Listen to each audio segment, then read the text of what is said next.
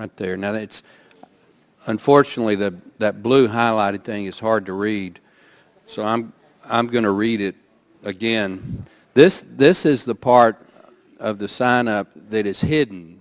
The applicant does not see this, but it is in the source code. And what that blue highlighted area that's been circled in red says is, you have no reasonable expectation of privacy regarding any communication or data transiting or stored on this information system. Now, Ms. Campbell and Mr. Slavitt, y'all both said that y'all were HIPAA compliant. How in the world can this be HIPAA compliant?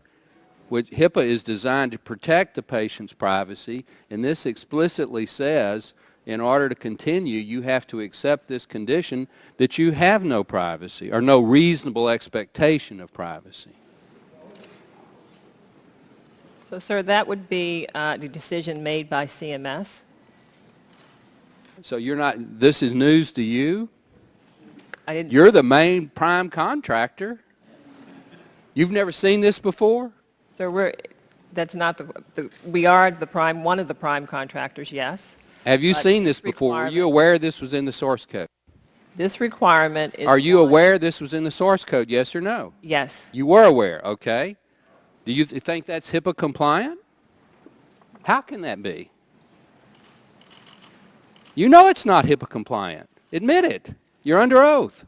Sir, that is CMS's decision to make what... I asked if you thought that. You just told Mrs. Blackburn that it was HIPAA compliant. You know that's not HIPAA compliant.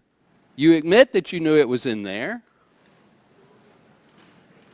It may be their decision to hide it, but you're the company, not you personally, but your company is the company that put this together. We're telling every American, including all my friends on the Democrat side, and they're huge privacy advocates. Diane DeGette is co-chairman of the Privacy Caucus with me. But you're telling every American, if you sign up for this or even attempt to, you have no reasonable expectation of privacy. That is a direct contradiction to HIPAA, and you know it. Yes or no? Once again, CMS has us comply to a set of rules and regulations that they've established under our contract. And that is a CMS call. That is not a contractor call. To break the law. You're now saying that CMS made a decision to break the law. Do you agree with that decision? Sir, I cannot I cannot speculate on CMS. All right, well, let me ask Mr. Slavitt. This is the first time I'm seeing them becoming familiar with that source code. Okay, so you weren't aware of it. I was not aware of it. Okay. Well, all right, let me go back to Ms. Campbell. She's at least admitted she knew about it. Who made this decision to hide this or to put it in the source code in the first place? I can't give you that answer. I don't. All right, who do you report I don't know to? the answer to that question.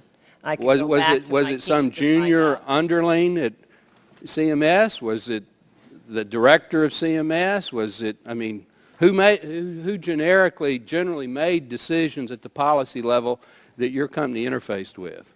Give me that person's name. There are many decisions made under this program over this last two and a half years. So is this another example of where things just go into a cloud? I mean, all you are is a contractor that spent $300 or $400 million. No, So it goes to some amorphous cloud, and then it comes back from down on high. Who wrote that? I am not clear as to who wrote that. Do you let me ask it this way. Do you think that should be in the, do you think that should be a requirement to sign up for Obamacare, that you give up any reasonable expectation of privacy? Sir, that is not my jurisdiction. You're a U.S. citizen. Statement one way or the other. Well, I'll answer. I don't think it should be. I don't think it should be.